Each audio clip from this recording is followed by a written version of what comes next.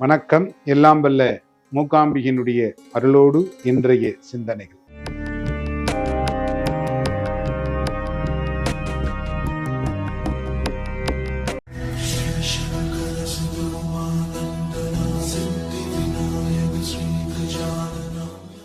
அதாவது வாராகி அப்படின்னு சொல்றோம். இந்த வாராகி அப்படிங்கிறது யார்? இந்த வாராகி அப்படிங்கிறது பிரம்மதேவனை நோக்கி பண்டாசுரன் அப்படிங்கிற ஒரு அசுரன் கடும் தவம் புரிந்தார். அப்படி கடும் தவம் புரிகின்ற பொழுது தன்னுடைய உடம்பில் இருக்கும் பாகங்களை எல்லாம் வெட்டி ஹோமம் செய்து அதன் மூலம் பிரம்மதேவரை நோக்கி கடுமையான தவம் இருந்தார். அப்படி கடுமையான தவம் இருக்கின்ற பொழுது பிரம்மதேவர் அவருடைய தவத்தை மகிழ்ந்து அவருக்கு காட்சி கொடுத்தார். இப்ப இந்த பண்டாசுரன் என்ன சொல்றான்? இந்த அசுரன் எனக்கு சாகாத வரம் வேண்டும் அப்படின்னு கேட்கிறார். அப்ப பிரம்மதேவர் சொல்றார்,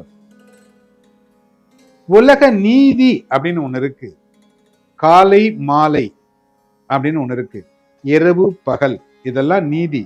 அதே மாதிரி பிறப்பு என்றிருந்தால் இறப்பு என்பது இருக்க வேண்டும். அதில் மாறுதல் செய்ய முடியாது. வேற ஏதாவது வரம் கேள், தருகிறேன் அப்படின்னு சொல்ல. உடனே யோசித்து, எனக்கு பிறவியாக பிறந்தவர்களால் இறப்பு ஏற்படக்கூடாது. 6 வயது குழந்தையாக இருக்க வேண்டும். 6 வயது குழந்தையாக இருக்க வேண்டும். அவளுக்கு பிறப்பு இருக்கக்கூடாது.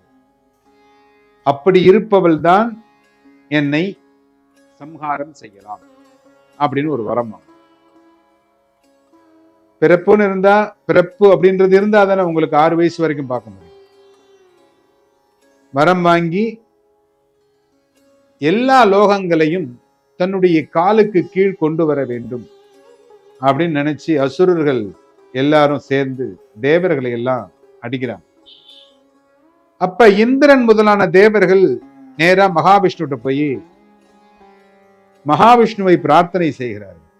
மகாவிஷ்ணு சொல்றார், இது நம்மால முடியாதுப்பா, வா நேரா சிவபெருமான்கிட்ட போலாம் அப்படின்னு சொல்லி அவரும் சிவபெருமான்கிட்ட போய் காத்திருக்கிறார். நித்திரையிலிருந்து எழுந்த, தியானத்திலிருந்து எழுந்த சிவபெருமான் தங்களுடைய கோரிக்கைகள் என்ன அப்படின்னு கேட்கிறார். இன்றைய செலவுகள் என்ன அப்படின்னு பார்க்கிற பொழுது மகாவிஷ்ணு வந்திருக்கிறார், தேவர்கள்லாம் வந்திருக்கிறாங்க அப்படின்னு நந்தியம் பகவான் சொல்றார். என்ன விஷயம் அப்படின்னு கேட்டோன்னே, இந்த மாதிரி பிரம்மதேவர் ஒரு வரம் கொடுத்துட்டார் அந்த அசுரனுக்கு. அதனால் அவன் தேவலோகத்தையே பயங்கரமா ஆட்டி வைக்கிறான். ஒன்னும் பண்ண முடியல, என்ன செய்யலாம்? ஒன்னும் கவலைப்படாதீர்கள், இதற்கு சக்தி தான் எல்லா வேலையும் செய்யக்கூடியவள். அதனால் அம்பாள் நோக்கி பிரார்த்தனை செய்வோம் எல்லோரும் சேர்ந்து. அந்த அம்பாள் உங்களுக்காக அவதரித்து இந்த பண்டாசுரனை வதம் செய்வாள் அப்படின்னு சொல்றாங்க. சொன்ன உடனே எல்லாரும் சேர்ந்து அம்பாளை தியானிக்கிறார்கள். அம்பாள் 6 வயது சிறுமியாக அவதரிக்கிறார். அவதரித்து, நீங்கள் எல்லோரும் கவலைப்படாதீர்கள், இந்த அசுரனை நான் வதம் செய்கிறேன், இந்த பண்டாசுரனை நான் வதம் செய்கிறேன் அப்படின்னு சொல்லி உடனே போருக்கு தயாராகிறாள் அம்பாள். இந்த பண்டாசுரன் வந்திருப்பது 6 வயது சிறுமி, இதோடு நம்முடைய வேலை முடிய போகிறது என்பதை தெரிந்து கொண்டான்.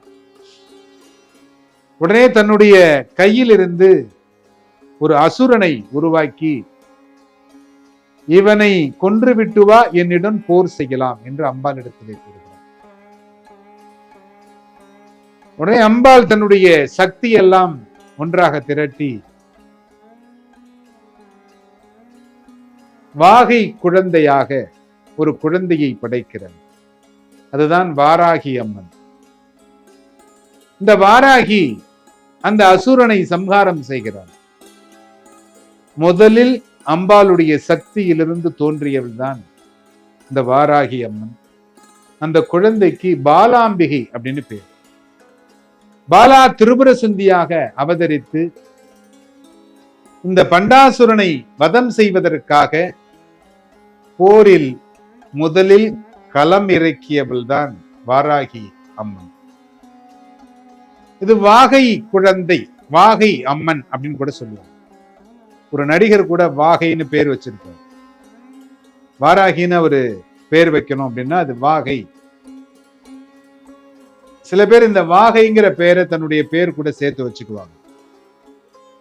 ஏன்னா வெற்றிகளை அதிகம் தரக்கூடியவள். அது இந்த ஞாயிற்றுக்கிழமை வரக்கூடிய பஞ்சமி திதியில், வருகின்ற ஞாயிற்றுக்கிழமை பஞ்சமி திதியில் மாலை அம்பாளை வழிபாடு செய்தால், சிவன் ஆலயத்தில் இருக்கும் எந்த அம்பாளை நீங்கள் வழிபாடு செய்தாலும் அரசியல் செல்வாக்கு, இந்த பேச முடியாத குழந்தைகள் இருக்கக்கூடியவர்கள் இந்த நாளில் அம்பாளுக்கு மது, தேன் நைவேத்தியம் செய்தாலும், அபிஷேகம் செய்து அதை தினமும் காலையில் அருந்தி வந்தால் சகல செல்வங்களும் கிடைக்கும். அரசியலில் மிகப்பெரிய வெற்றியை கொடுக்கக்கூடிய ஒரு அருமையான நாளாக இந்த வருகின்ற ஞாயிற்றுக்கிழமை மாலை அம்மன் வழிபாடு மிகவும் சிறந்ததாக இருக்கும். எல்லோரும் என்புற்றிருக்க சுவாமிநாத சுவாமியை பிரார்த்தனை செய்கிறேன்.